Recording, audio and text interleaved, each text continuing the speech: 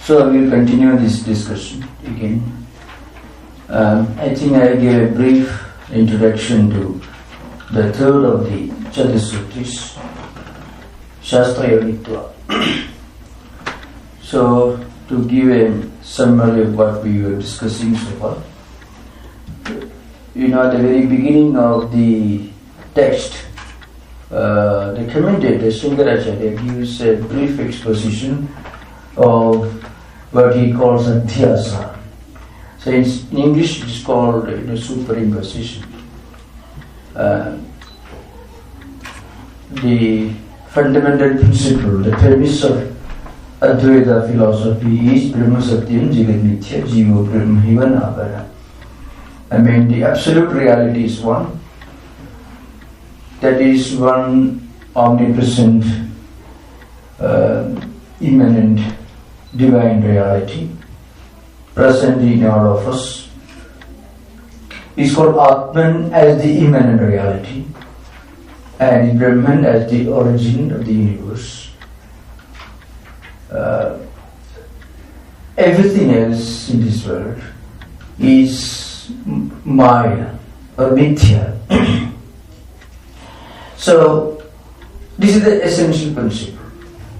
Now, on the face of it, there is a lot of ambiguity and it's a bit difficult to comprehend. Why do we call, or how can we call this world Mithya? So, the problem mostly arises when we depend upon the English translation of the text, where the word Mithya is frequently translated into the English word illusion, which in English could mean you are seeing something where nothing exists. That's not the case. Mithya here means taking the relative for the absolute, looking upon this world which is constantly changing, is always in a flux, it doesn't remain same every minute or every day, as something unchanging and permanent. And this condition of misunderstanding continuing till we realize the fact that it is only a relative entity. So the best translation possible for the Sanskrit word Mithya is relativity. So then why this imposition happens? The absolute reality is misunderstood to be the relative, and the relative is misunderstood to be the absolute. It happens both ways. So Maya has got two aspects. One is Avarana, the other is Vikshepa. So when we do not realize the truth, when we do not comprehend the truth for the truth, we project the false for the truth. And also, this projection is impossible unless the truth is concealed for some time. So the concealing aspect is called Avarana, and the false projection, it is called Vikshepa. Now, normally in our daily life, this happens. So the commentator begins by voicing some of the objections which are raised by other schools of philosophy. Mimamsa schools, Sankhya schools, Yoga schools. They don't accept this philosophy. BrahmaSutras, Jivat Mithya, Jiva Brahma Hivanavara. They are all realists in a sense. They accept the objective world to be real. So maybe it will be helpful if I give a bird view of these systems of philosophy which are referred to here as opposing the premise of Advaita. The main opposition in the BrahmaSutra commentary comes from Mimamsa. The next most important is the Sankhya school of philosophy. According to Mimamsakas, there is no such thing as an absolute Atman or Brahman. For them, even God, as we understand, the creator God himself is just a witness. You do your work and it produces result. There is no intervention on the part of God or anybody. Or if at all you project a God, he is the one who may be involved in a very minor way as a distributor of the results. But the results are produced by your action. When you do something, as I mentioned, the ritualistic philosophy, there are Saptahaviri Yajnaha, means the 7 types of Vedic rituals. When you perform these rituals, which are of course performed by householders only, which are performed with a definite motive, with frequently a selfish purpose behind, which is openly stated at the very beginning of the ritual. These rituals are performed for worldly comforts, long life, wealth, and progeny, for many such achievements in life, so that you have a good life in this world and you continue enjoying a good life even after death in heaven. So the 2 fundamental principles of Hinduism, Buddhism, and most of the religions of Indian origin are taken for granted as a given. One is the doctrine of law of karma, the other is the principle of punarjanma, reincarnation. Life is not just one chance.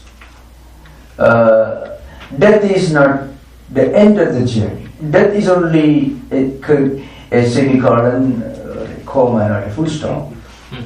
When you live, you do many good deeds and you accumulate a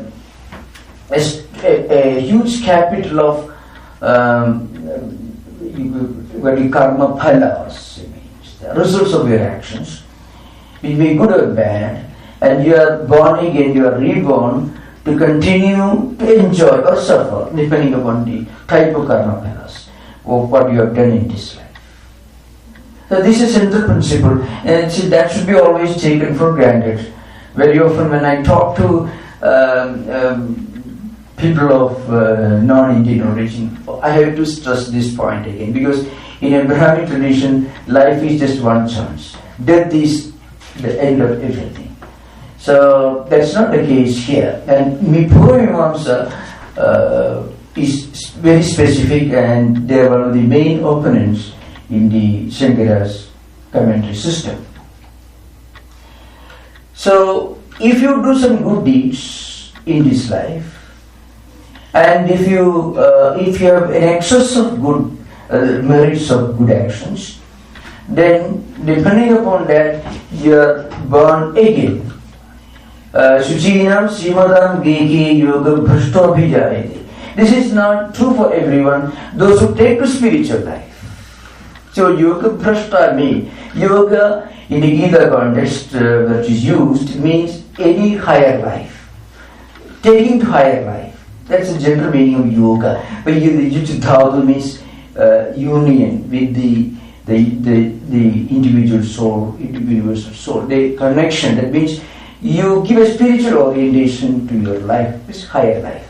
So anyone who takes to higher life naturally will do a lot of good deeds with a higher motive, but may die away before the person reaches his ultimate goal. What he does, what he has already achieved, will not be lost, but they will be accumulated as a spiritual capital, which you inherit when you are born again. That's the whole theme of a long dialogue in the 6th chapter of Gita, where Arjuna puts one question.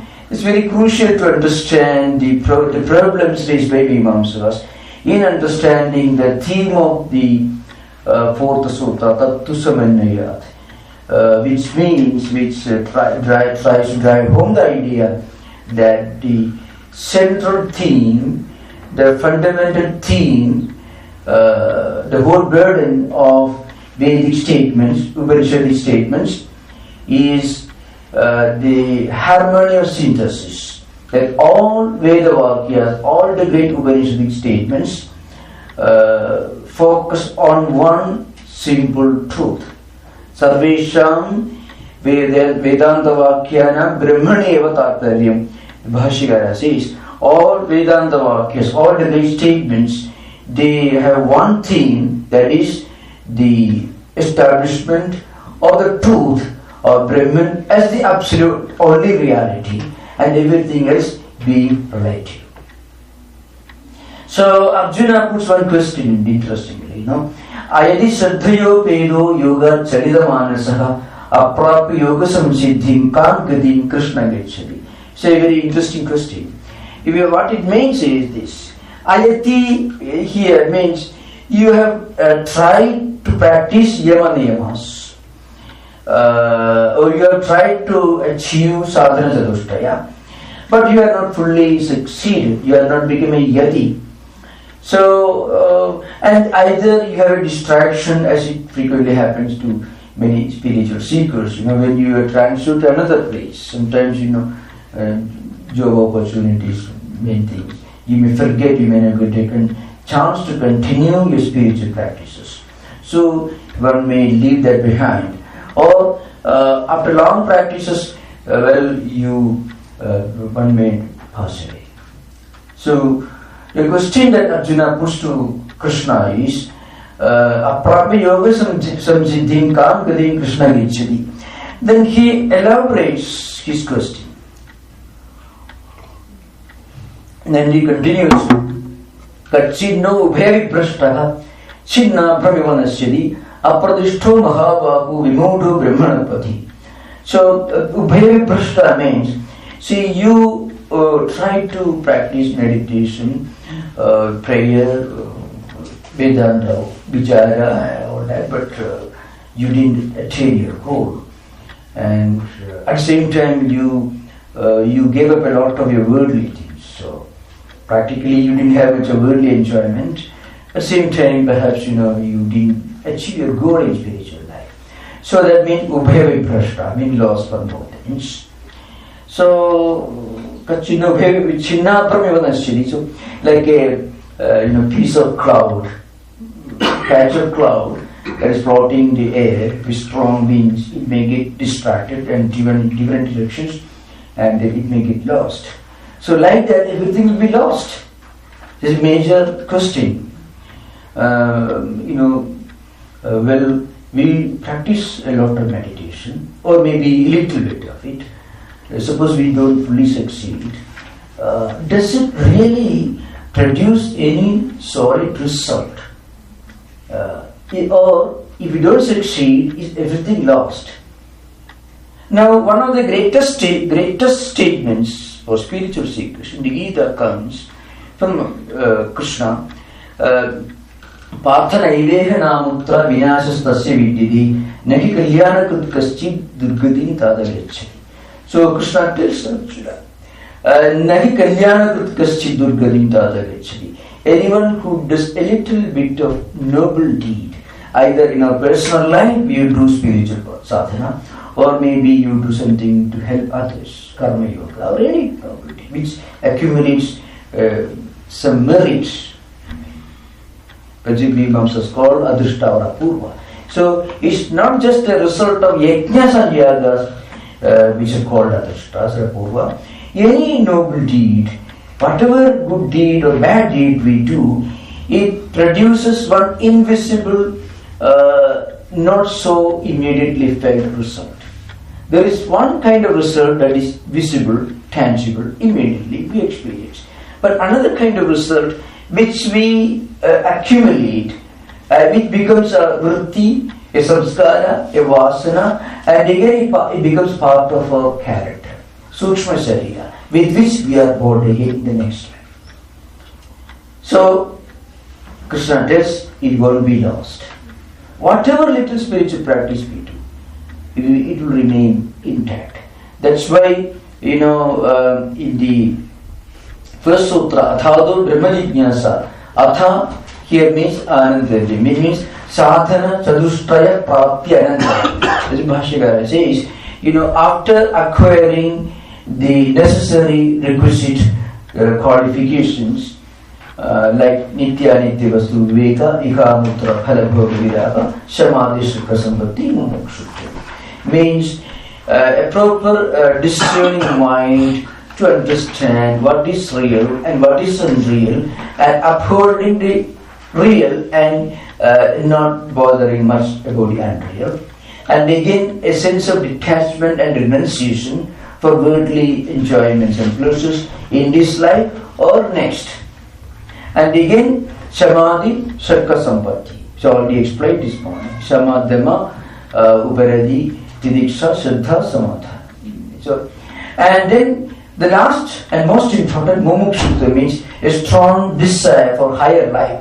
In a broad sense, or in a specific sense, it means a strong desire for moksha, for spiritual enlightenment or liberation. When this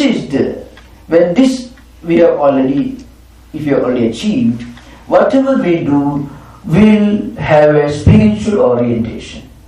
Everything will have a spiritual orientation. Then what happens, even if we do not succeed in one life, when we are born again, we are born with a bag, whether we like it or not, and we bring it. It's a relay, 400 meters relay now. From one life, the river bag, the baton is relayed. So, Tattradam Buddhism Yogam Labhade Paurodehikam Yadateja Tador Bhuyasam Siddhu Purinantana. This particular discussion is concluded here. So, when you are born again, what happens, you are born with a character. The character, in a way, means here Antakarana, which is a combination of 4 departments: Mana, Buddhi, Chitta, and Ahankara. Mind is our speculative faculty. Buddhi is the same faculty acting as a decision-making process, and Chittam is that mental system in which we accumulate all vrittis, vasanas and samskaras. That's why even if we try to do some good deeds, we are often not able to do. There is always a conflict between what we want to do and what our mind allows us to do. So if we take very strong decision, tomorrow onwards we do something. But at the moment, it could happen in many ways. Procrastination is one possibility. Postponement, or a part of the mind detaches from the main body of the mind, and it creates a false illusion or a non-existent imaginary justification for not doing that. So that's why conflict between mind and intellect. If we can do whatever we want to do, we can become great and good any day, any moment.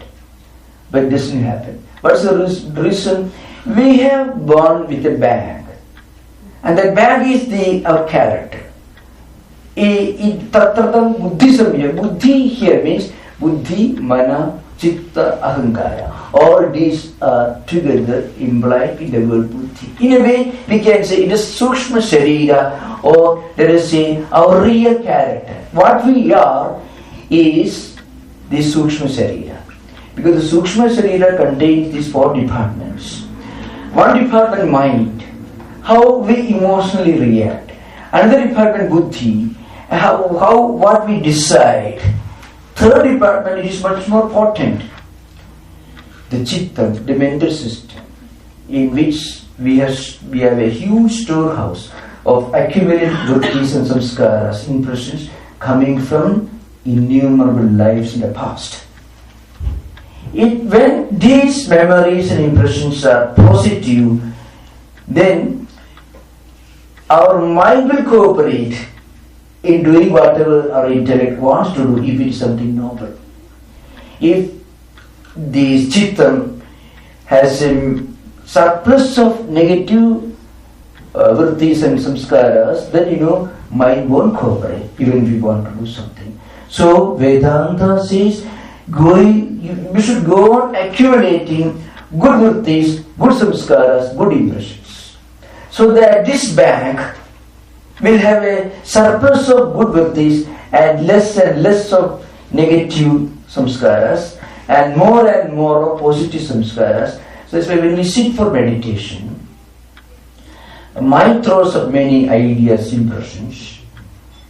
Many of them very good, many of them not so very good. The not so very good ones, negative ones are coming, their source is negative vrittis and samskaras stored up in the mental system. So the only way is to do more karma yoga, more noble deeds, noble thoughts, noble ideas, and then you know what happens? Then slowly we have a strong desire for higher spiritual life. Then the other three conditions of sadhana chatushtayam will become automatic. When this happens, we turn to spiritual life. So when we acquire this sadhana chatushtayam, then we start thinking, well, is there a higher life, higher meaning, the higher way of leading life, higher ideal in life? With that, a whole priority changes. So this is the first sutra. I'm giving a very, very simple interpretation. It is not fully traditional, but based on traditional teachings. The second sutra is Janmadisyata. That also has a background of some other systems of philosophy. So as I mentioned, the Mimamsakas, who are the main source of objections here, they throw up these objections.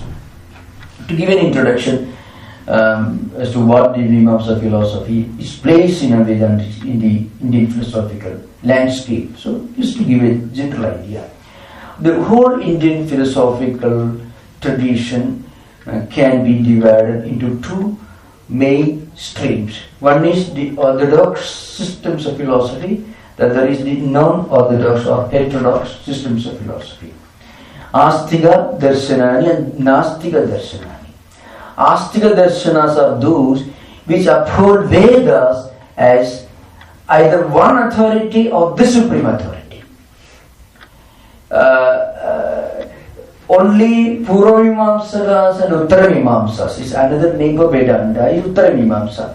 Only these two systems uphold Vedas as the paramount authority. Naiyayikas and Vaisheshikas, Sankhya and Yoga systems, they are Astika darshanas only to the extent that they do not reject the Vedas, they uphold the Vedas, but their relation to Vedas is not as important as the relation of Purvamimamsa and Uttaramimamsa philosophers. Purvamimamsa's philosopher, the teacher was Jaimini, who wrote Jaiminiya Sutrani, which I quoted this morning. Adhado Dharma Jignasa begins, which is the biggest sutra it is, more than 4,000 sutras. Uttaramimamsa Sutra is Brahma Sutra, Bhadrayana Sutras, 555 sutras. The Naiyayikas and Vaisheshikas. Naiyayikas is his own Nyaya Sutras, belonging to Gautama, another sage, and Vaisheshika is Kanada. So another sage, Kanada Vaisheshikas. And then Yoga philosophy belongs to Patanjali, the great Rishi, and Sankhya philosophy originally comes from Kapila, but his literature is not available today. We depend upon later works called Ishwara Krishna's Sankhya Karika. So these are the 6 systems of orthodox Indian philosophy, of which Purvamimamsa is very important because they consider Vedas with the same level of authenticity and sanctity as the Uttaramimamsas, that is Vedanta. Of course, in passing, I can also refer to the 6 heterodox or non-orthodox systems of philosophy. It's called Nastika Darshana. Nastika means here, Nastika, atheistic system of philosophy doesn't imply that they reject God. They may have Buddhist, Jaina, Chavaka, which constitute Nastika Darshana. They reject God, but it is not the criterion for considering them as atheistic philosophers. The reason is that they reject Vedas and their authority. So the 6 heterodox systems of philosophy are the 4 schools of Buddhism and the Jaina system and Chavaka system. The 4 schools of Buddhism, as I mentioned this morning, are the 2 schools of idealism, that is Vijnanavada and Shunyavada, and the 2 schools of realism called Sautrantikas and Vaibhashikas. Sautrantikas and Vaibhashikas are allied to Hinayana school of Buddhist tradition, and other 2 are allied to the Mahayana school, I mean the Shunyavada and Vijnanavada. A Mahayana school. Shunyavada is based on the teachings of Nagarjuna, who wrote the Bible of Shunyavada philosophy. You know, it's called this Madhyamika Karya, Mula Madhyama Shastra. It is called. It's a Karya book. And then the other idealist school is the Yogacara system, or it's called Vijnanavada system. There are a number of great thinkers. Ravana was one, is called one of the it is Lankavatara Sutra. Lankavatara is dialogue between a great saint and Ravana, the king of Lanka. We don't know whether the same time had Ravana or another King Ravana, I'm not sure, but he's a historical figure, but we don't know much about the historicity of the author. And then Digbandhu, Dignaga, Vasubandhu, Chandragirti, Dharmagirti, these are all great thinkers belonging to the Yogacara system or Vijnanavada system. The Sautrantikas and Vaibhashikas, they are mostly based on the teachings of the Pali canonical literature, Tripitakas I mentioned this morning. So these are the 12 systems of Indian philosophy. Along with them, there are many other branches like Shakta, Shaiva, and Pancharatras and Pauranikas. These are all different branches which somehow or other are related to Vedanta tradition or some schools of theistic tradition. So this is the philosophical landscape of Hindu heritage, philosophical heritage. Among them, Mimamsakas have got a special importance in understanding the early part of the 4, especially the 4 sutras and the bhashyas on the 4 sutras, or BrahmaSutras. The other part of BrahmaSutra and Avirodha Adhyaya, there is a long discussion between Bauddhas and Vedanta and Sankhya, Vedanta, Naiyayikas and Vedanta and so on. But in this particular context, Purvamimamsa philosophy is very important. So they are very clear in upholding the view that there is no such thing as renunciation, Ihamutra Phala Bhoga Viraga, means no such thing as renunciation of worldly pleasures. You perform yajnas and yagas and you enjoy the results by going to heaven. I already gave a long description, so I won't go into those details. Now I will come to the 4th sutra. So you have to remember, we are continuing where we left behind in this the morning session. So now we are coming to the 4th sutra, Tattu Samannaya. The Adhigaranam is called Samannaya Adhigaranam. It's called Tattu Samannaya. The whole burden of the sutra is Brahman, as understood in Advaita Vedanta, is the main purport, is a central theme of all Vedantic texts. Sarvesham Vedanta Vakyanam Nirgune Brahmani Eva Tatparya, means all Vedantic statements, Upanishadic statements, have got one purport, one central theme, that is Brahma Satyam, Jagat Mithya, Jiva Brahmaiva Na Aparaha. So, to understand this, we have to keep in mind a few more things we have to keep in mind about the word Mithya. I really briefly mentioned yesterday. Mithya, as I mentioned yesterday, is not absolute non-existence. It is not absolute existence either. So frequently, we get such statements like, world is a dream, world is an illusion.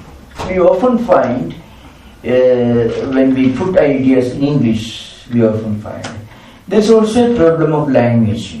Wittgenstein worked very hard to understand this dichotomy, the total inadequacy of language to express philosophical ideas. It's much more relevant in the context of Vedanta. So, Maya or Mithya should be understood in the true sense of the term. Mithya is not non-existence, not absolute non-existence, not absolute existence either. Because if it is absolute non-existence, you never feel it. If snake never existed, you won't mistake a rope for a snake.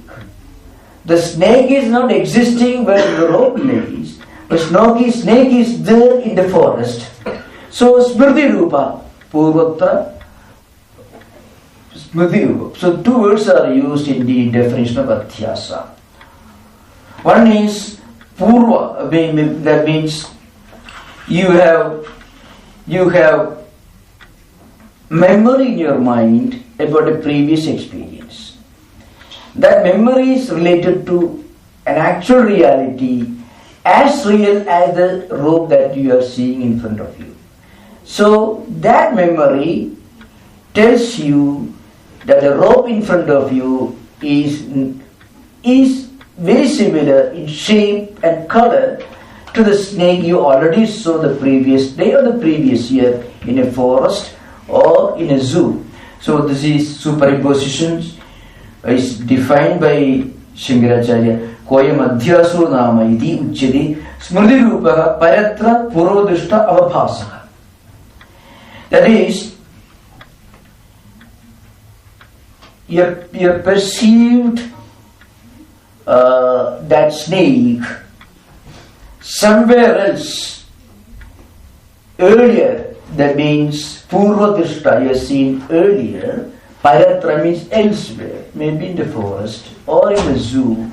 And that snake now you superimpose on the rope in front of you.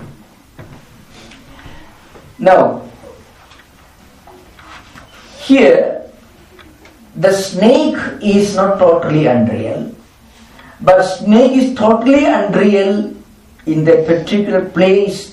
So the object is real as rope, unreal as snake. It is real as rope, unreal as snake. So this world is unreal as world, real as Brahman. I know it needs a lot of explanation. The world is unreal as world, real as Brahman. Now I must bring you back to the old story. That means Rajusarpa Brahmi. It is a continuation, so you have to keep in mind what I said during the classes. This is Prabhupada, I need not explain again. The semi-dark room, an object lying on the floor is curved, somewhat black, so it may look like a snake, a stream of water, a stick, curved stick, or maybe crack on the floor. So Bhuchidra, Jaladhara, Danda and Sarpa, these are four possible wrong notions. Now that rope is real as rope, unreal as a snake. So this world that we see is real as Brahman, unreal as the world. Because what makes Brahman to be mistaken as the world? You superimpose upon Brahman what actually is a changing, a fleeting imagination. What is that? Name and form. Name and form, if associated with Brahman, makes Brahman look like something with many forms, multifold, multicolor, and with a lot of varieties, ever changing, and so on.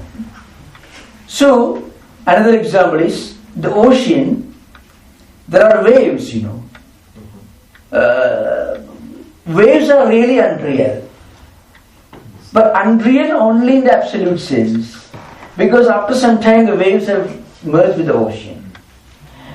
So a 200 feet wave invading the seashore in a tsunami, killing hundreds of people. You tell them the waves are unreal, it cannot be accepted.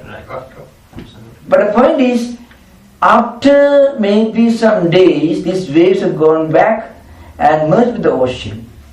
So suppose you are standing somewhere, maybe in another planet, maybe in the sky, and you have seen this ocean for a long time, and you have seen many waves coming, many tsunamis coming and subsiding, fading away, again reappearing.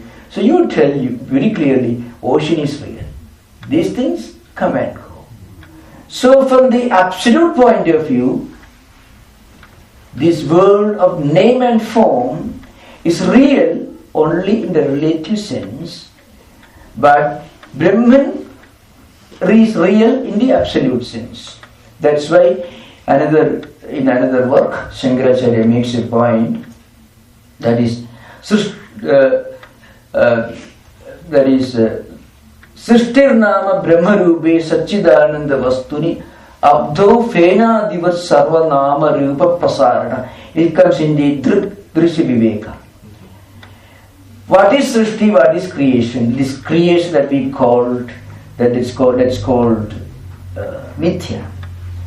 Brahmarube Satchidananda Vastuni Abdo. So this ocean, which is really Satchidananda Brahma. Sarva, you see, Sarva Nama Rupa Prasarana. Nama and Rupa. A huge wave comes, you call it tsunami wave. When there is a form which is different from something else, you have to give it a name. We can never think of anything without a corresponding name. Even if you do not know the name, you will have in your mind idea something of which, the name of which I don't know. So that becomes its name.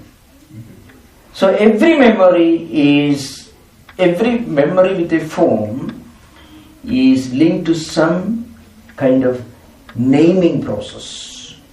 So Shankaracharya says, this world is like waves appearing and disappearing, rising and falling, but the ocean remains calm and quiet. Yeah. Swami, can I ask a question? We will have about half an hour, more than 30 minutes in fact. You can just write down at the time you can ask. Okay? So the timing, since you asked, we can ask. I will later. Other questions you can ask. So, very quick question on this. So, is there a meaning to this existence, or I think enough for my voice? It's for recording. Oh, okay. So, is there a meaning to this existence, or should we even be looking for a meaning to existence in our daily lives? Yeah, you are coming to daily life. We should carry on our daily life with all our duties and responsibilities, all these tribulations. At the same time, we should remember that these whole phenomena are related to something which is only relative.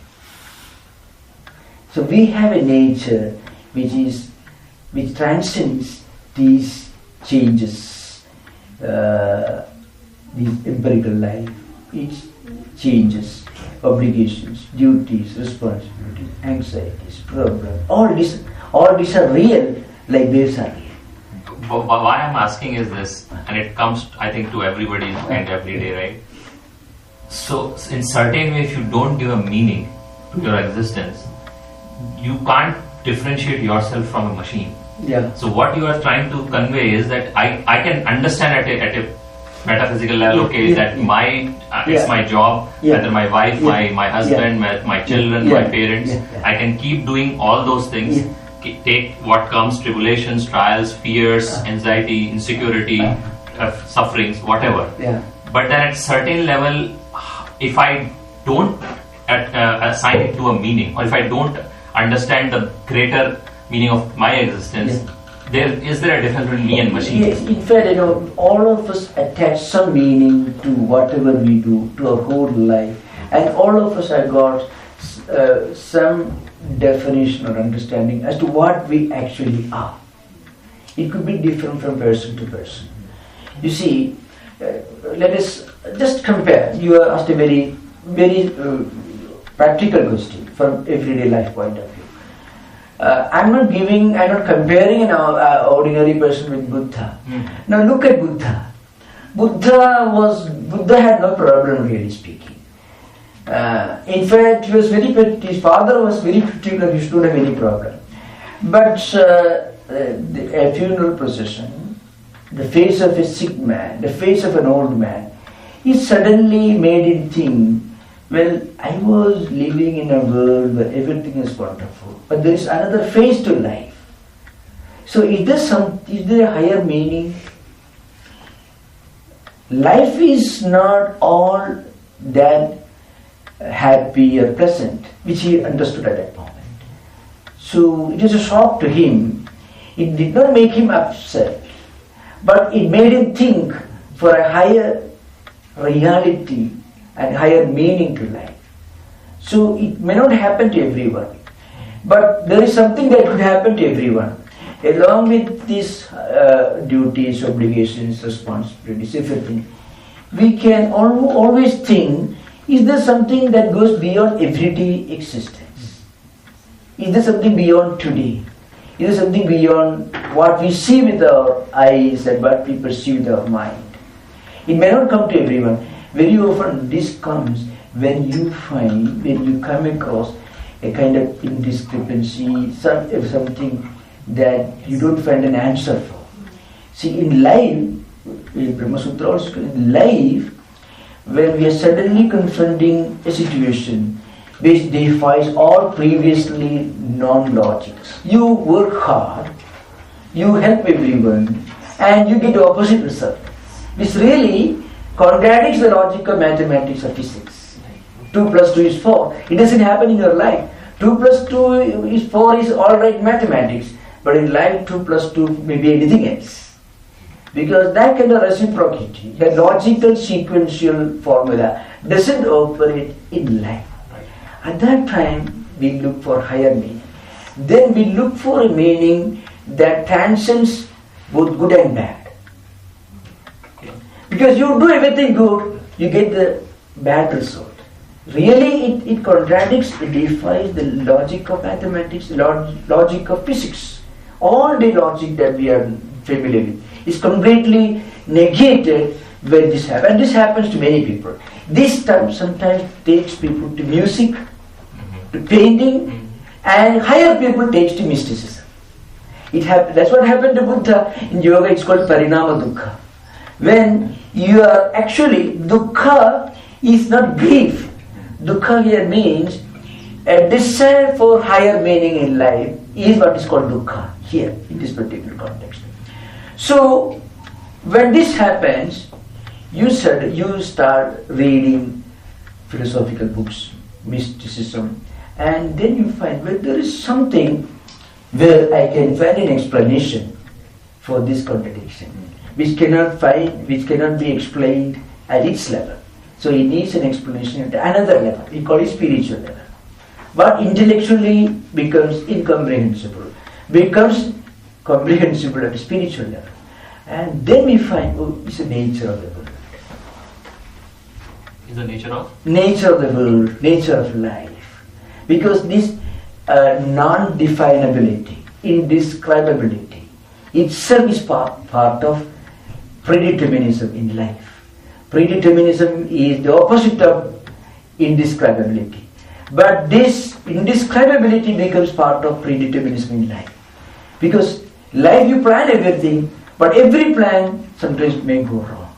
Not because of your fault, but there is always an unknown factor which actually catches by the catches us by the throat and makes us open the eyes to another realm of values. And then we understand there is a higher reality that transcends both good and bad, that transcends this life of happiness and unhappiness.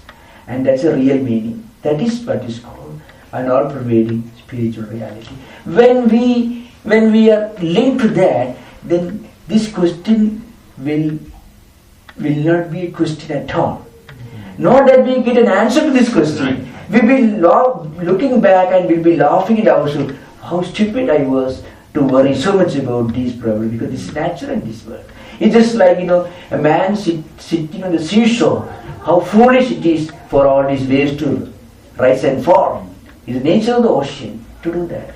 So life itself has got these imponderables, these unknown, inexplicable things. But then we are able to look upon this with equanimity only when we transcend that level. That's why I mentioned this morning, intellectual problems and psychological problems at the level of mind and intellect cannot have a solution at the level of mind and intellect. They will have a solution at the level of spirituality. See, I gave another simple example.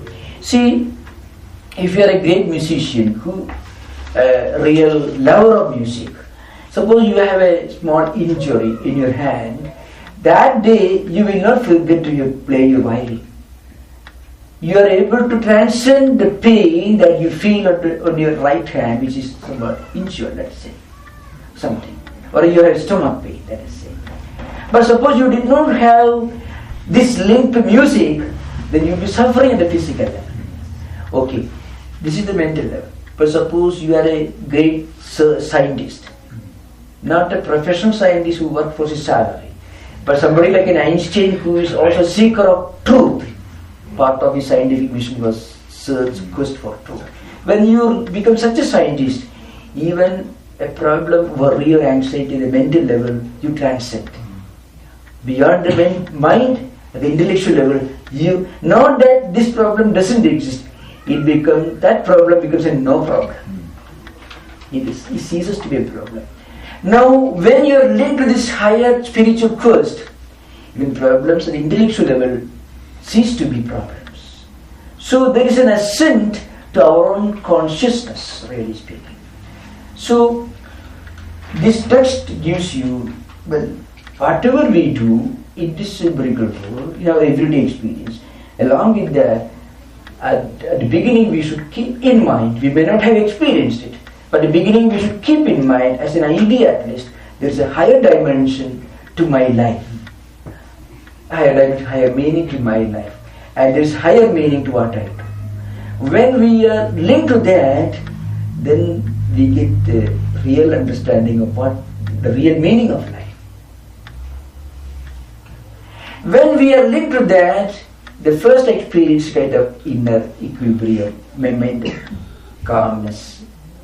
You feel is called contentment, divine contentment. Contentment is not satisfaction. Contentment is like a coin with only one side. Satisfaction is only one side of it. In fact, happiness at the empirical level is not happiness, it is only the absence of unhappiness. But here contentment is like a coin only with only one side. It is not just the absence of discontentment. It is by itself contentment. So that's why it is called Atyantikam Sukham in the Gita.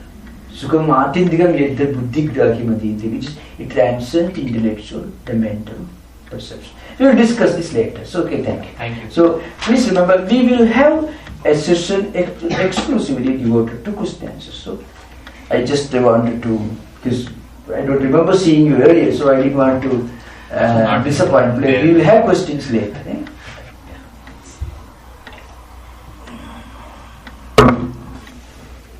So,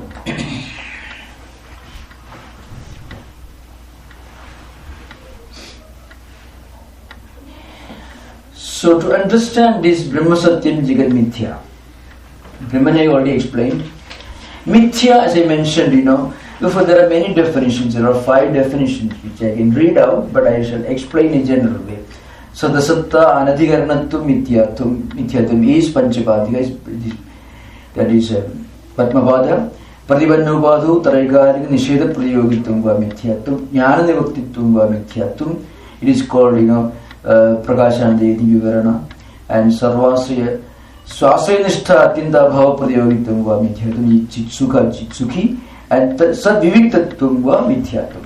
Anyway, I won't go to explain, but I shall explain the essence of it. Something that you consider to be real, which changes when you really understand what is real. That is mithya. So that becomes very clear. Something that at the level of ignorance, or before we get the highest enlightenment, we mistake to be real, but it is sublated when you get higher enlightenment. That is called mithya. Okay. So, the fundamental thesis of Vedanta is everything else in this world other than Brahman is mithya. That's the idea behind. Now we will continue the discussion. Yes. The fourth sutra, it is called, it is Tattu Samannaya. That's it.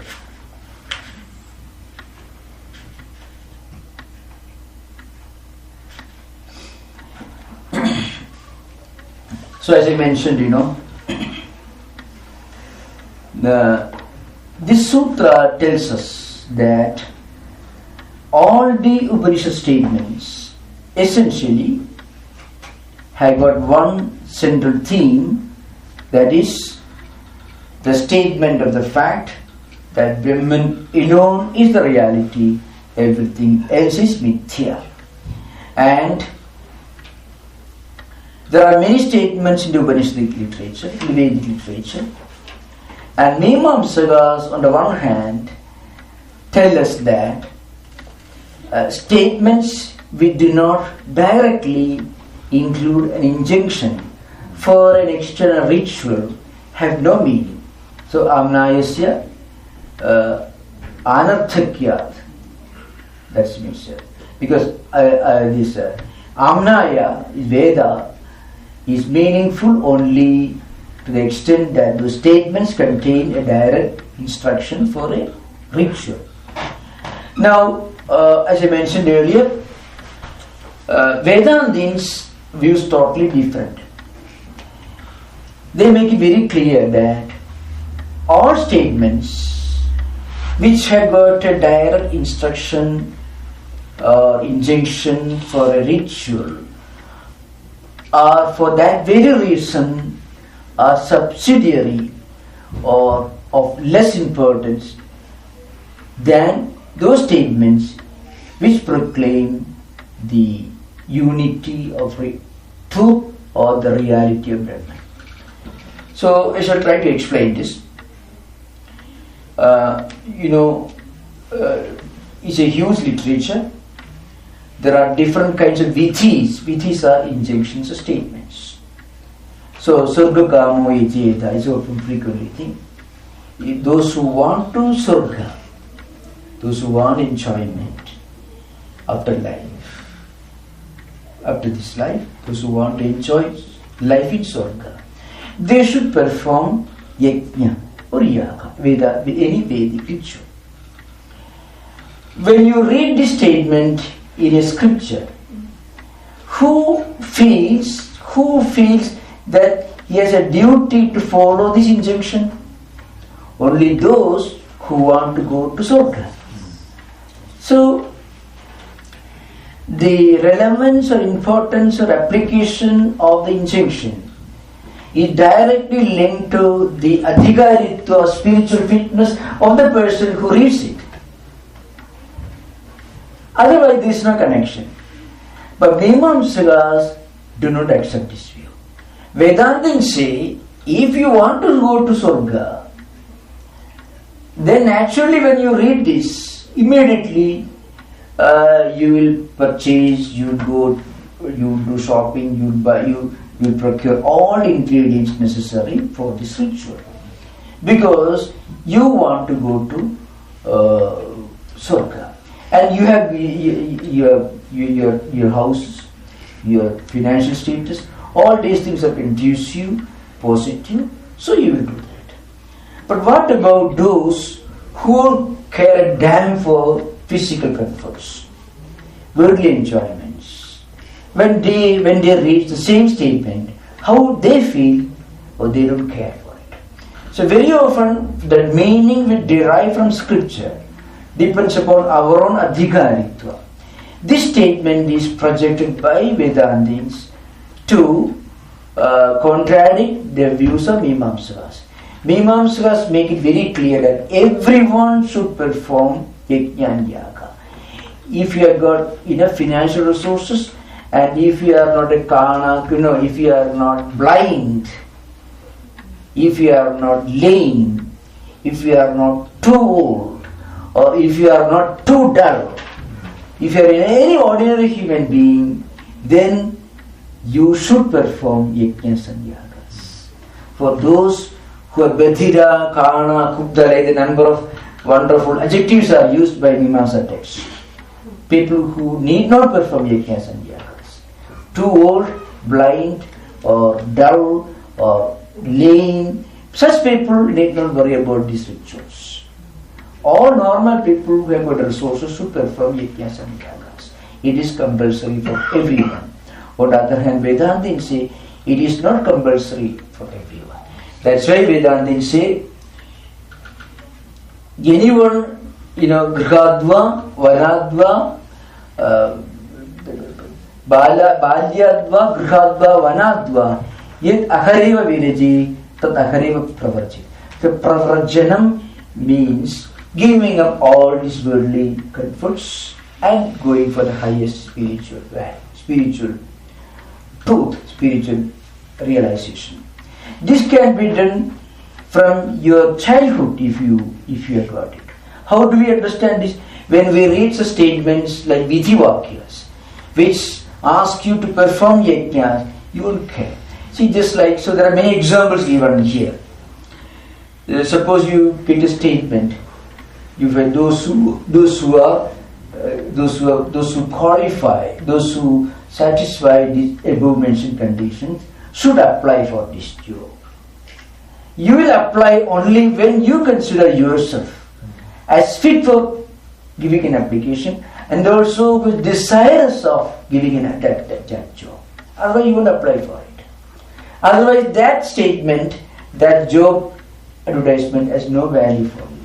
Like that, these statements in the Vedas, which contain an injunction about an elaborate ritual, will have no message, will be totally uncommunicative with so far as a spiritual seeker is concerned, if he is endowed with Nitya Vastu Viveka, Ihamutra Bhalabhuvi Viraga, Samadhi Shakka Sampatti Mumukshuttu. Because he has got strong desire for higher liberation and he is practicing renunciation and he has a proper understanding of what is real and what is unreal. He has left the unreal behind and he is focusing on real. He considers such a statement as totally irrelevant so far as he is concerned. Therefore, anyone who wants to take to higher life can do that any day, any moment that you want. Now, this is the statement. I can give one example. The example comes from Brihadaranyaka Upanishad. There are two lady characters in Brihadaranyaka Upanishad. One is Maitreyi, who is the wife of Yajnavalkya.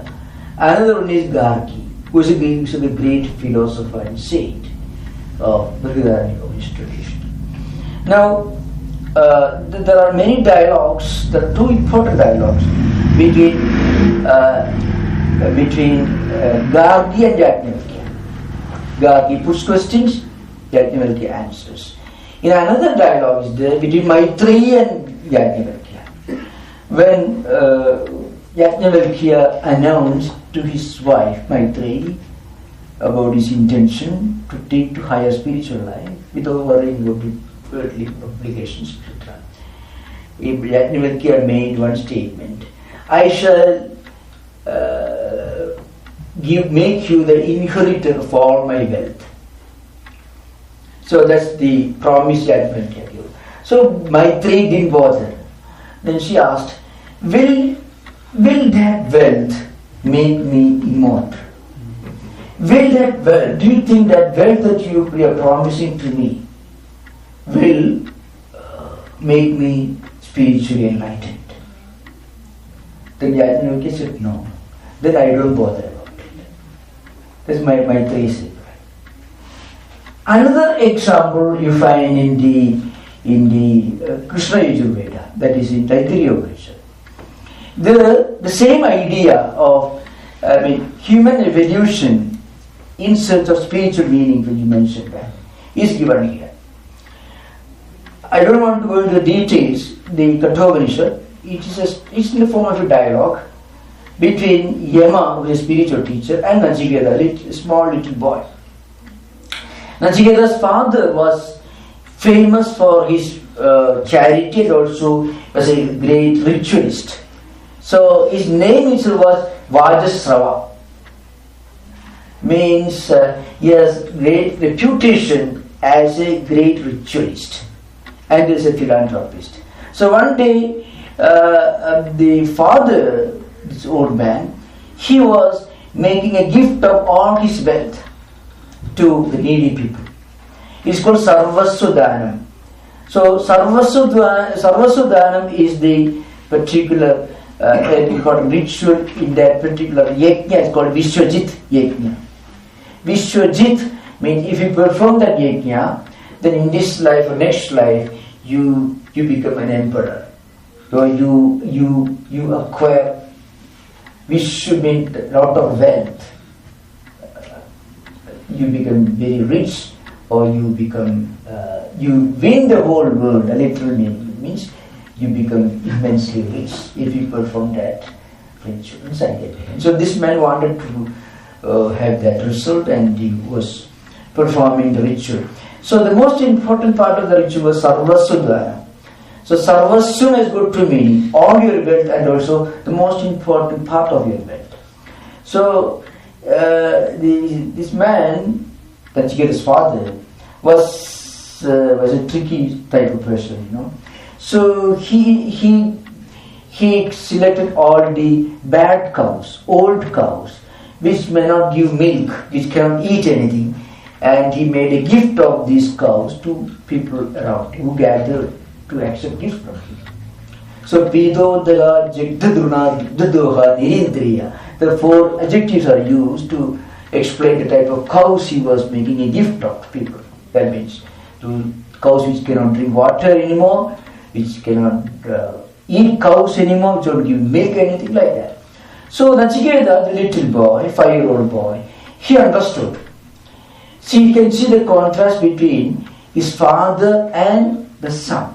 The father was a ritualist. He wanted to go to higher world, enjoy. And the son didn't worry about it. So the son is teaching a great message to his father, trying to teach, but didn't succeed, as you're going to find out. So the little boy went to the father and asked him one question. Kasmai mam dasyasiti. Didiyam tadiyam sahovaja murteve tvam dudamiti. The father gave the reply. So the little boy went to the father and told Kasmai mam dasyasiti. To whom are you going to give me? Because Sarvasva is Dhanam. And for a father those days, a son is the most important wealth, because the son will continue the progeny and also the ritualistic tradition. And well, the father got angry. Murtive tvam didami, this answer gave the father. I'm going to give you to the Lord of Death. This means you get lost. That's what it literally means in a general way. He didn't mean that you go and die, but that's what he said. Now the little child, he didn't want to see that his father's words become empty words. So he started his journey to the Lord of Death and reached there. And when he reached there, the Lord of Death was away, not in his palace. So he He got back, he returned only after 3 days. When the Lord of Death returned, he found a little boy waiting for him. And he was waiting for 3 days without food. So he became Anasnan Adidir Namasya. It means he became without eating food. So Vasi Edavasi Brigade may Anasnan Brahman Adidir Namasya. Namastestu Brahman Sustimestu Tasma Paritrain Varan Praneshwa. So you have been waiting for me in my palace for 3 days without food. So I am very sorry. So as a compensation, I give you the freedom to ask for 3 boons. So these 3 boons represent 3 levels of human aspiration. From the, here aspiration is what? A normal person who is law-abiding, who is leading a moral life, enough wealth. What will be the aspiration of that person? Gradually, how he evolves. So, Nachiketa's first boon that he asked for was this. Shanta Sankalpa Sumana Yadasya Vedamanya Gautamo Me Abhimutyu Tut Prasistamma Vivade Pasida Edatrayanam Prathamam Varandrani. So, Shanta Sankalpa Sumana Yadasya. So when I get back to my home, my father should not scold me. Little boy. So his first need was that he is a little boy. Father got angry with him. So as a rebel, without the father's permission, he left his home and went in search of Yama. So he was anxious, concerned. When he reaches his home, his father may beat him, the cane, to always scold him. That's what he was worried about. Yama said, okay. Now this is the first human aspiration. We want to live a comfortable life. We want enough for our physical needs, home, food, basic necessities. That's what we want. Before we get this, our higher aspirations may not arise unless we have done a lot of spiritual sadhana in previous life. It's a normal human aspiration, right? The second boon that little boy asked was something else. In those days, he was coming from a Mimamsa family. So Vajasrava, his father, was a great ritualist, Mimamsa, performing yajna yaga. So he wanted to go and enjoy Swarga after death. He wanted to go to Swarga and enjoy heavenly comforts. So the next boon that he asked for was Sattum Agnim Surgim Adhyeshamurtyu Prabruhitam Sadadhanaya Mahyam Surgaloka Amrutum Bhajandi Edadvitiyena Vare Vrunaya. This is the Vrunaya Varena, Edadvitiyena Vrunaya Varena. Well, my second boon, Pada Vedas are there, different versions. Second boon is, please teach me that Vedic ritual, by performing which I will be able to go to heaven and enjoy long life comfort. So you can see, when we are already satisfied with all our basic needs, a good job security, enough money and everything is okay, then we may perhaps make a big donation to a temple, because we may expect maybe the good deeds we did. This happens to noble people, not very noble people who's upward mobile in their spiritual culture. We become broad-minded. We start thinking beyond our immediate family, its needs, its requirements, and its limitations. Nachiketa doesn't stop there. The third boon that he asked for was this. Says, Yayam Prade Vijitsa Manushi Asti Tige Nayam Asti Vijayge Edad Vidya Manusishtas Toyakam Varanamesha Varastati.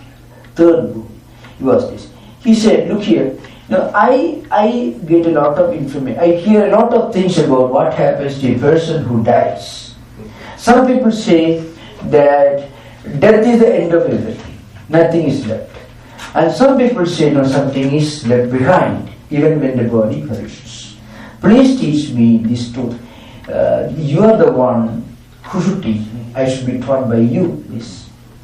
These are 3 points. Of course, in answer to this, Yama tests the little boy to what extent he is fully established. So, Yama is testing him whether he is established Nitya Vastu Viveka. Of course, without getting without being established somewhat in sadhana chatushtaya, even an ordinary person cannot even think of this. Then take seriously this question. But Yama wanted to test. So before he begins his instruction, Yama tests Nachiketa and asks him, look here, don't ask for this. This is a very big thing, a big deal, so to speak. So before that I shall give you a lot of other things. I can give you a lot of wealth, I shall make you the emperor of the world, I can give you a lot of material comforts, everything. And Nachiketa said, no, I want this only. So when Yama was convinced that the little boy deserved to be taught the highest spiritual truth, he teaches him, Atmanam Vidhiram Vidhi, Sarira Mrithamevacha, Buddhim tu Saradhim Vidhi, Manak Pragrahamevacha, Indriyani Varanyahu, Vishyansti Vishugojaram, Apendriya Manoyuktam Bhokti Tyahum Manishinaka. So he compares the whole life into a journey on a chariot. So Atmanam Vidhiram Vidhi. See, we are the one who's traveling in a chariot, and Buddhi, the intellect, is the rider, and the mind is the reins, and horses are the indriyas, the senses. The horses should be controlled by the charioteer, who should have the reins with which he controls the horses strongly in his hand, and then the buddhi is the Sayarthi, the charioteer. He should be a level-headed person. Horses should be properly restrained. Then what happens, the path you are taking, the path of sensory pleasure of the world, will be smooth for you. You reach your goal. And then this instruction continues, Anoraniyan Mahato Mahiyan Atmasijento Nihidam Gugaya Tamakradu Pasyadi Vedashoka Dhatu Pasada Mahimanam Atmanana. So these highest teachings are given when the teacher was fully convinced that Nachiketa was fully endowed with sadhana chatushtaya. So this reality is present in the minutest of the minute and also within the grandest of the grand. So through proper spiritual practice, either karma yoga, jnana yoga, bhakti yoga, meditation, prayer, all this, we can realize the presence of this Atman which is within us. We can make it manifest, we can manifest that divine reality within. So you can see all of us have got some kind of understanding as to what we are. But there's a gradual evolution. So when Shankaracharya explained the meaning of Atha, means after acquiring the 4 important qualifications called sadhana chatushtaya, after acquiring that, when you read a scripture, it talks about some means for going to heaven, you won't care for it. When Nachiketa was offered by Yama with many big things, Yama told him, I shall make you the emperor of the world. I can give you Tavaiva Vahas Parnurtayide. Give you all the vehicles, all these dances, everything you take for yours. I don't want them. That's what Nachiketa told Yama. So this renunciation becomes natural when we evolve in our spiritual life. So whatever the scripture teaches us, we will accept according to our own level of fitness, our own level of spiritual qualification. So we'll continue this discussion in the last session tomorrow. Then we can have interaction maybe for half an hour. Yes. We have roughly about 30 years. Oh, you're not asking. Let me ask. Yeah, if you can, the metaphor that you gave for, how Yama explained, what the chariot, the intellect is the isolation. Can you please explain that metaphor again? Yeah, isolation. The horse race, the reins, the chariot. So the verse is Atmanam Gatinamiti. The one who travels in the chariot is the Jivatma. And the charioteer is Buddhi. Yeah. And the mind is the reins, and the horses are the indriyas, the senses. Now,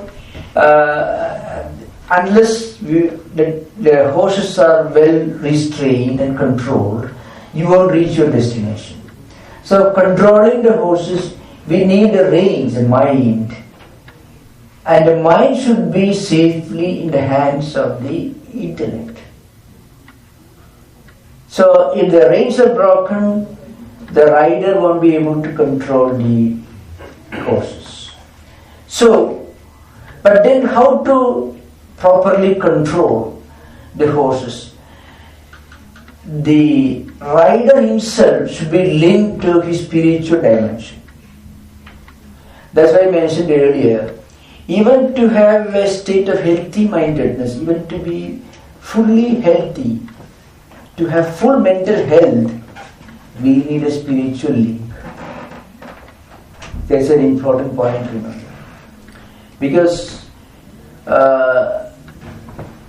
the archetypal concept of healthy mindedness is Gita, is called Siddhapragya Lakshanani, or the great codifications, characteristics of a spiritually enlightened person, which are outlined in Gita in the second chapter, from 55th to 72nd, 18 verses, Dukkeshu anandiriktamana, Sukheshu vigraspaha, Vita raga bhaya krodha, Sustaita vidiyate.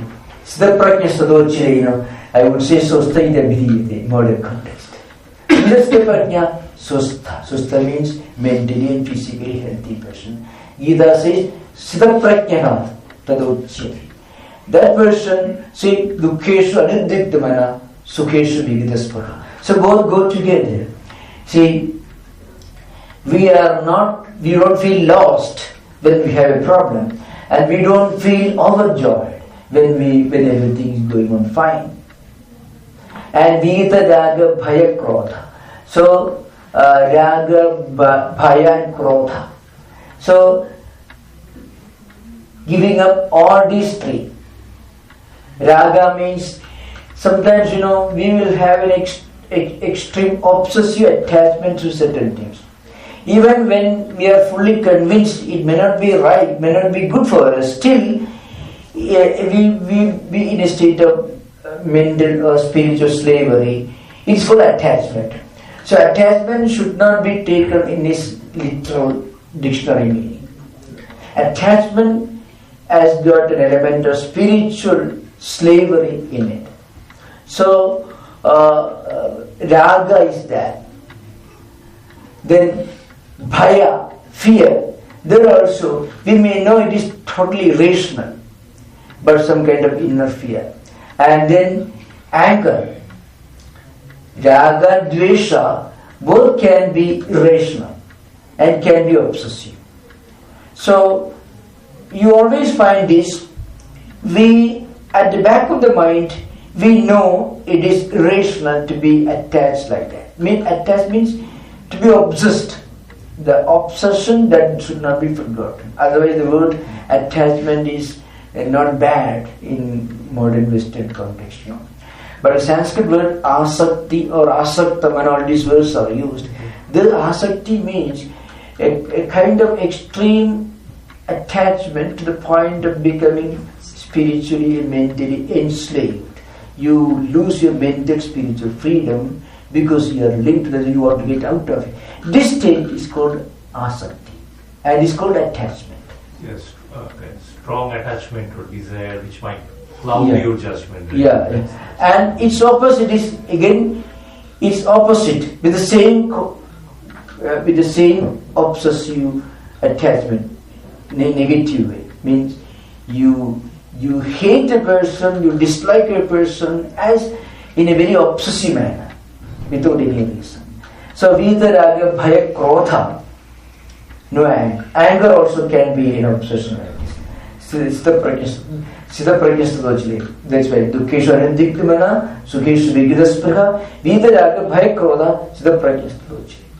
Then there are many continuous like that, But the most important two verses in this context is the Lord Krishna explains how we lose control in this spiritual journey. So there are two verses. Dhyayado Vishayan Pumsa Sangas Teshu Vajayade Sanga Sanjayade Kama Kama Krodho Vijayade Krodha Bhavati Sammoha Sammoha Smriti Vibrama Smriti Brahmsha Buddhinasho Buddhinasa Pranasya. The two verses is also part of these 18 verse Prakarana section from 55th to 72nd verse of the second chapter. It gives a list of the essential characteristics of a spiritually enlightened person called Siddha. So when we continuously think about certain things, our mind gets attached to that. It could happen both ways. We think of it because mind is attached, and our mind gets attached to it because we think of it. It can happen both ways. So sometimes we erroneously believe because we are attracted towards it, we think of it. Very often the mind is wandering. It gets attracted to certain things which are available to the mind. Mind may not go in search of what it wants all the time. Very often, mind may get attached to what presents itself before it. That's the meaning of Dhyayado Vishayan Pumsa. So, Vishayan Dhyayata Pumsa. Those who go on thinking about, contemplating on external sensory pleasures, Sangas Teshu Vajayate. They get attached to those objects. It could happen both the ways, as I mentioned. Mind wanders about and get attached to certain things that which present themselves before the mind. Or the mind go in search of what it wants and get attached to it. Both are right. Then, so Sangha Sanjayade Kamaha. So when such a mind is linked to certain things, the mind naturally develops a desire for possessing it. And this often doesn't succeed. If the mind is wandering about and if it gets attached to many things which are available around, and then it wants those things, it doesn't happen. You cannot have all that you want. And when you want certain things, and when you don't get that, what happens? Kama Krodho Vijayate. Krodha, not only anger, it could be depression, disappointment, bitterness, all that. It will continue. So, then Krodha Bhavati Sammoha. So when the mind becomes angry with itself, impression, then a kind of self-forgetfulness happens. It loses its direction. So Krodha Bhavati Sammoha Smriti Vibrama. When this Sammoha comes, then we lose our memory. Means we lose our sense of goal, sense of purpose. Smriti Brahmsar Buddhinasha. When we lose the memory, then buddhi, everything is lost. So the whole thing happens because when buddhi is trying to control the senses with the help of mind, the senses are the horses, buddhi is the rider, and mind is the reins with which you control the horses. What happens, when you succeed in it, you reach your goal. When you don't succeed in it, The horses drag you in their direction, the direction which they want to drag you. So Atmendriya Manoyuktam Bhoktetyahu Manishna. So Atmendriya Manoyuktam Bhokta. But Jivatma is nothing but mind, buddhi, senses, all antakarna put together, and senses. This is the phenomenon that is traveling, and it doesn't reach its goal. Indriyani Paranyāpu Vishayas Tesu Bhaja, we already explained. Indriyas, the senses, are the horses, and the road that the horses have to drag us along is the world of senses. The world of senses is not only an objective world, external world. It could be the inner world, our own world, our inner emotions, desires, ideas. All this can be the road through which the senses take us. And if the senses are properly under control by the mind and buddhi involved, then you reach your destination. Otherwise, the senses take you where they want to drag you into. That's how you do. Yeah.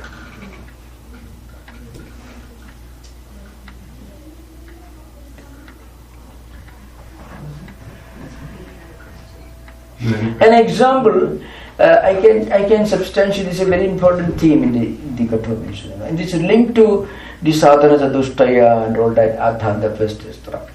In the Bhagavata Purana, there is an interesting story.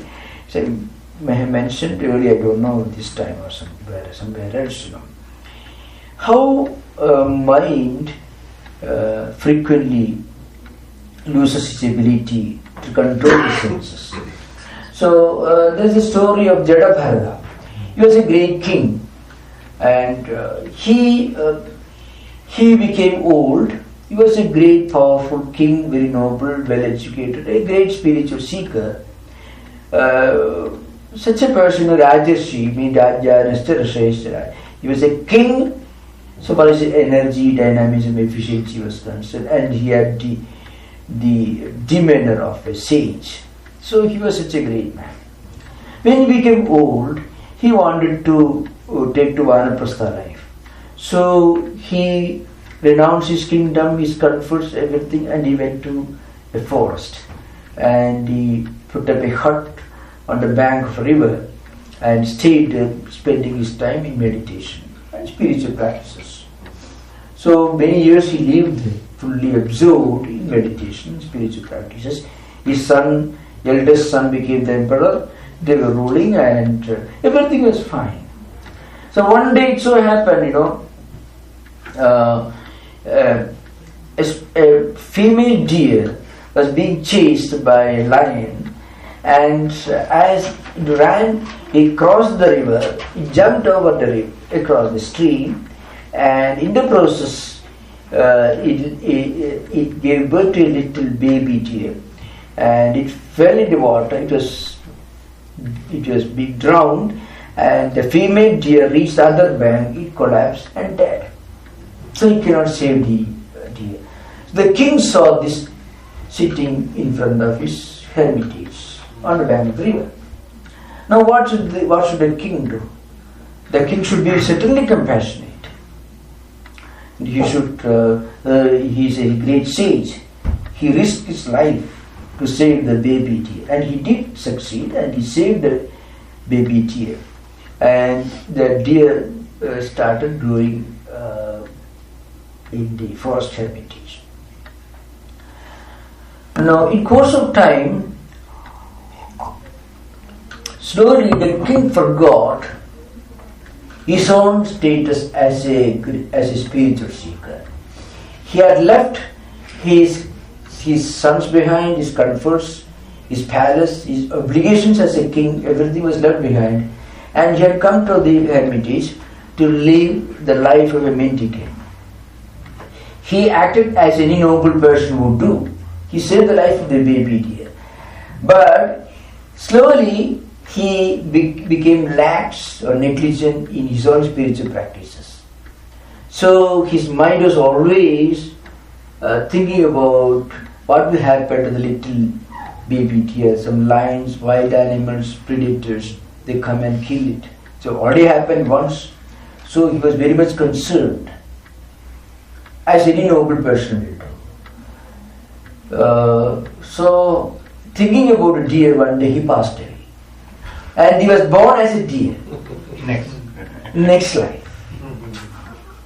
So, but the good deeds he did in his previous life, his meditation, his compassion, he sacrificed his own life to save the life of a little baby deer. All that won't be wasted. And in next life he was born as a deer. But he remembered his past. So he did not want to leave that same ashrama, same hermitage. He didn't go to the forests. He didn't want to mix with other animals because he was afraid. He remembered in previous life, I was a king. I wanted to meditate and spend the rest of my lifetime in meditation. I acted out of compassion, but I forgot the important principle. I should be compassionate. Even compassion should not make me lose my mind. So you can always show the highest compassion, kind-heartedness, but at the same time keep your mind somehow linked to higher spiritual idea, because that will help you to show your compassion more effective. But that lesson he forgot, which is remembered. So he did not associate, did not go to thick forests and move with other animals. And it died. When it died, it was reborn as a great sage. But the sage had not forgotten his tragedy. He was a great king and emperor, and once upon a time, 2 lives earlier, he lost his control. He completely forgot to meditate, and he became, instead of thinking about God, he began to think about baby deer and his fate, whether some wild animals will eat it or not. He could have protected the deer without losing his spiritual focus, thinking about God. That he didn't do. So suppose he had thought about, say, protecting the little animal as a spiritual duty, he would not have forgotten the spiritual idea. So even the most secular activities can be done with a spiritual focus. Then you bring the spiritual ideal into whatever we do, whatever secular activity you do. The king remembered this blunder that he committed. So what he did, it won't speak to anyone. Jada Bharata. So he was the youngest of the son in the family. Other elder brothers, what we call in American language, smart. So they made him work in the field from morning to evening. And they made him do all the hard work. He didn't complain, because he was again, the Vedaraga, Bhaya, Krodha, that was his status. He kept quiet. And one day, they thought this fellow is worthless, useless, will draw him away. He didn't complain. But finally, his focus, he remembered his previous obsession. That's the focus. I don't recommend that kind of behavior to anyone. But the fact that he could not forget the the blunder he made. So he acted like a dull person. So called Jada Bharata. Bharata, the Jada. That means dull. Yeah, like a dead bird. It's only dull. So one day he was walking. He was a very healthy person. So another king came that way. His name was Rahugara. And he was riding a palanquin, supported by his servants. So they were looking for a palanquin bearer who was muscular enough to do that. And they found this man. They were very happy. They asked, "You come and share this burden." But he was totally, detached. So he didn't do his duty properly. So the palanquin was highly, it went through a turbulent, it became very, he lost his balance. The king was not amused. Suddenly he found what's happening. He found a new, physically strong fellow, the newcomer whom he did not know. He was responsible. The other servants told him, this fellow is not doing the work properly. He walks as he walks. Then he scolded using a somewhat uncomplimentary word. He scolded this Jadagata. But he kept quiet. Finally he gave an answer. Whom are you scolding? This body? The king immediately understood he's not an ordinary person. So he asked his servants to stop, go down, and asked him, who are you? Then he had a long dialogue with this man. He understood he's a great sage. So here the focus is, even when we are helping others, even when we are doing our best for others, if we can do that without losing the spiritual focus, then we'll be doing a great spiritual service to ourselves. And we'll be doing our service more effectively to others. That's the central point. Okay. Anything you want to add? Swamiji, I personally don't buy this statement where you're saying that so a person does everything in his life or her life, they are epitome of spirituality. And that may be a very big discussion between you and me about what is spirituality means, and that may be another discussion. But if your definition of spirituality is that you keep believing, personally I don't believe in God exactly like normal. I've lived in my life as an agnostic mostly. Nothing wrong. Yeah. So I'm not an atheist, but I'm an agnostic in a certain way. So there are many. Yeah, right. So if I believe in the karma theory of Vivekananda, I believe that I keep doing the right karmas, and that's my path to the whatever infinite or superconscious we talk about. If somebody is doing, in his or her life, as you said, that king does everything, and he's compassionate in his last moments with the deer, why it is a blunder, and what kind of God or whosoever it is, the highest being, will consider that as a blunder and give you that kind of outcome that you become a deer and it is wrong. That's where I'm still trying to. Actually, this story is presented to drive home one idea. See, remember, you should not look upon a Puranic story as a piece of history. In fact, the authors of Puranas themselves openly make a statement at the very beginning. This story have a story behind, a message behind. The message is simple. It is certainly very good to do whatever help we can to as many people as possible. That is certainly, in fact, it is far better to do something positive than being afraid of doing something than doing nothing out of fear when I may do the wrong way. It is far better to do something positive, something good, whether you believe in God or not, whether we are worried about its outcome or not. We need not worry. It is far better. That's not a. So the point here, what's mentioned is there is a higher way of doing the same thing, not as a substitute. The same higher work can be done as Buddha.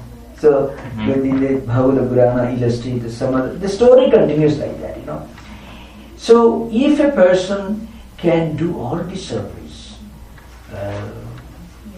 whether it's a great service or small service, as an offering to God, that helps him by making his mind free from all anxieties, and that attitude will give him more mental energy to do work. Very often, when we do work with a lot of anxiety, lot of commitment, a lot of obsessive commitment, a lot of our mental focus energy will be distracted. So that makes her mind, that takes away a lot of the mental health. Anxiety reduces the focus, the power of concentration. So when power of concentration is lost, when there is a distraction, the quality of the good work we are doing for others will be reduced. So the same work can be done much more efficiently, maybe for longer time, with much less harm to our mental health, if we do it as a yajna, as a karma yoga.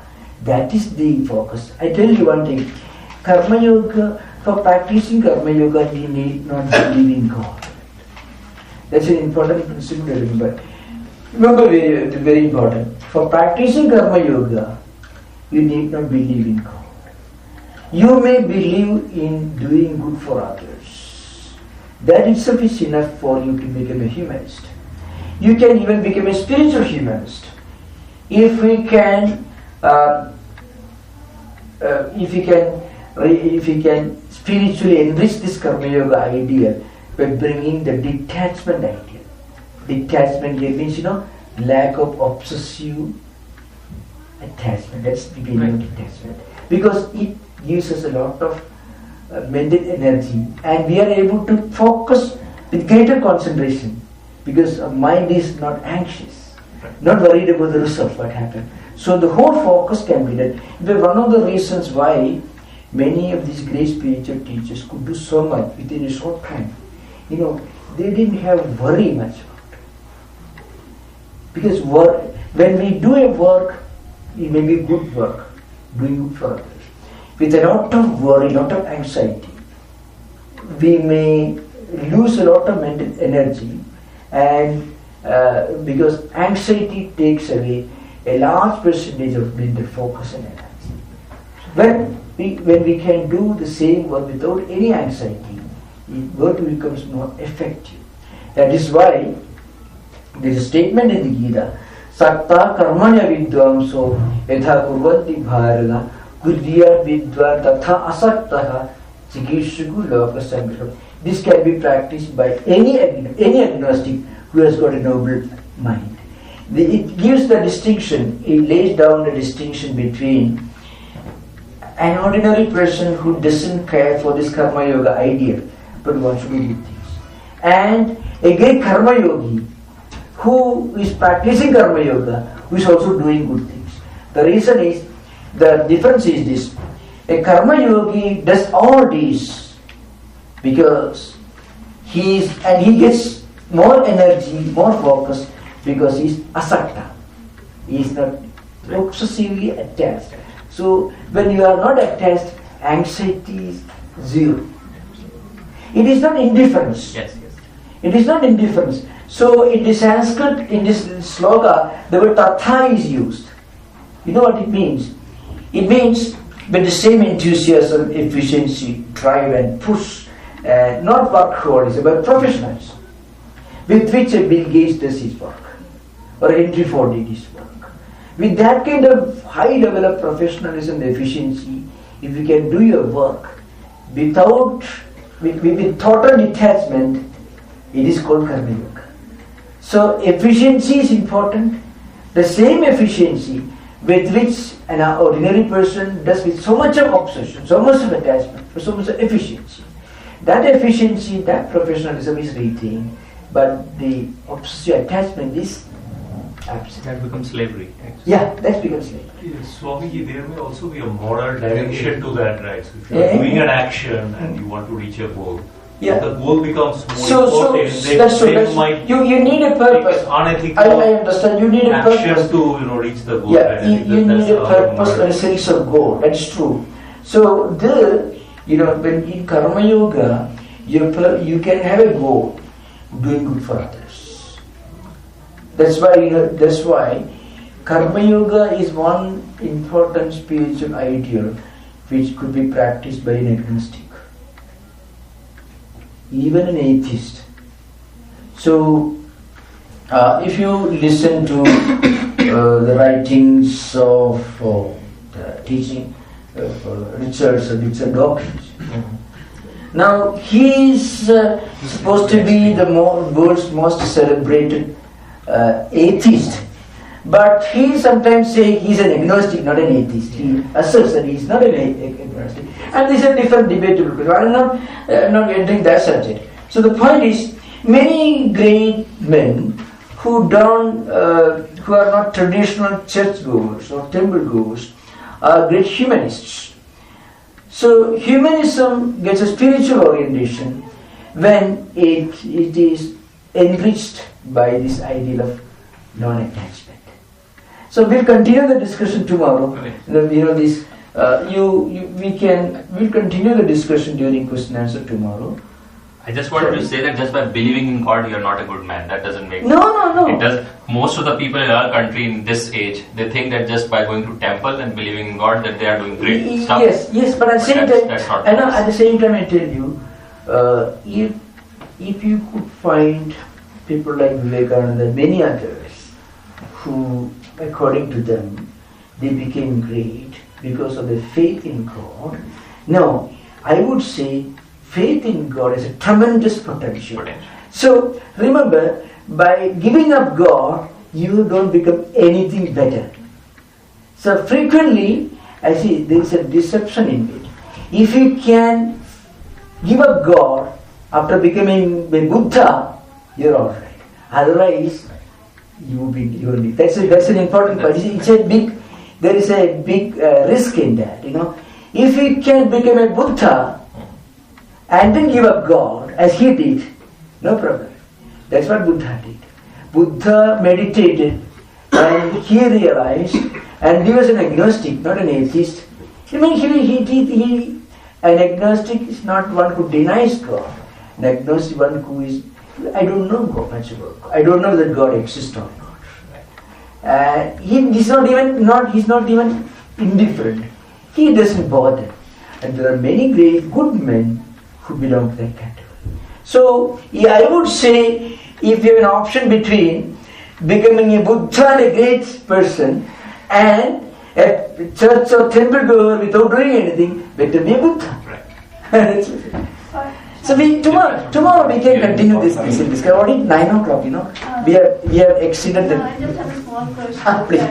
If karma yoga means I'm doing something good, Yeah. but I think I'm doing it, Yeah. then it becomes karma yoga, right? No. Okay. You see. Maharaj, can you please repeat the question? Yes. What she's asking. Yeah. You can. She will. Please. Why don't you ask the question again? Please ask the The question. world needs to hear that. the Okay, question. I'm saying that this is what I'm doing very good karma, right? Yeah. I'm helping others, but if I'm thinking I'm the one who is doing it, that becomes like karma bhoga, because that brings you karma path. Yeah. No. So that is not karma yoga. In fact, this is discussed in Gita very well. In Gita, there is a gradual evolution. The first thing that Krishna tells Arjuna is, do your duty properly. If you cannot do your duty without getting attached, better be attached and do some good deed, noble deed. Sakama karma is much better than total inaction and absolute imbecility. So Sri Ramakrishna gives a funny example. There is a humor in it. Somebody came and I asked, please give me a glass of drinking water. I won't give you drinking water. If I bring you drinking water, I become proud of it, having brought you drinking. So I won't give you drinking water. Okay, so giving a very pessimistic illustration. What I want to tell you is, it's far better to do something noble, something meaningful, something positive, even with a strong identification, attachment, and total self-assertion. It is far better to do a noble, good deed with full assertion, with full identification, than doing nothing. But remember, it is still better to do the same noble deed without any attachment. That is still better. So there are two options here. But the worst thing to do is to do nothing. I agree. But The second best is to do something with a sense of motive, maybe with a selfish motive. But still, if that makes you to do good, noble deed for others, it's far better to do that than doing nothing. But still better, the best thing to do is to do the same noble deed without any selfish motive as an offering to God. That is the best. So it is not that the aham we have to... Yeah, the aham can be sublimated. It can be given a spiritual orientation. Well, I am doing this as God's servant, as Guru Sri Ramakrishna says, or I am doing as an offering to God. Yes, I shall do this in God's name. If we do that sincerely, then we can't do anything wrong in it. Sincerely, if you believe I am doing God's work, we cannot really do wrong. Because I know that God is getting a very bad name these days. For that, God is not responsible. I don't want this very controversial subject which I don't want to enter. What I want to say, from confining also to Gita and Vedanta, I would say it's far better to do some noble work, noble deed, than doing nothing. And it is still better to do the same noble work without any selfish motive. That is still best. So in spiritual sense, it is better not to have that aham. Yeah, it's true. But the point is, if we cannot do our duty without being attached, then better to do the duty. With attachment, God, I am proud, I am your servant, I am your devotee, I will do this. If that faith is sincere, then we cannot do anything wrong. Yes. Thank you. Om Shanti Shanti Shanti Hari Om.